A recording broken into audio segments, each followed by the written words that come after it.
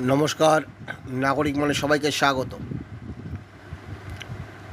বিজেপির সভাপতি তিন নাম নিয়ে চর্চা। পেহেলগাঁও জঙ্গি হামলা ও ভারত পাকিস্তান যুদ্ধের জেরে কিছুটা পিছিয়ে গিয়েছে বিজেপির সর্বভারতীয় সভাপতি নির্বাচনের প্রক্রিয়া।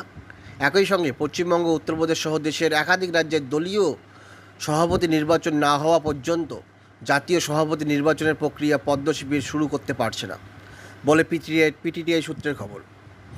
জেপি নাড্ডার পর এই পদে বসার চর্চায় যে তিনজনের নাম উঠেছে তারা হলেন ধর্মেন্দ্র প্রধান, যিনি বর্তমানে কেন্দ্রীয় মন্ত্রীর পদে রয়েছেন।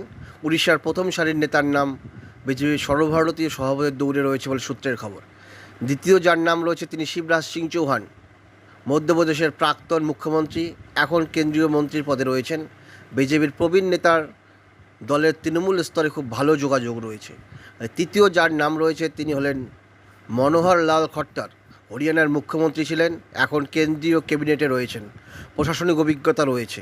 এই তিনজনের নাম চর্চা রয়েছে: ধর্মেন্দ্র প্রধান, শিবরাজ সিং চৌহান এবং মহেন্দ্র লাল খট্টার। এখন দেখা যাক কে শেষ পর্যন্ত বিজেপির সর্বভারতীয় সভাপতি হন। ধন্যবাদ।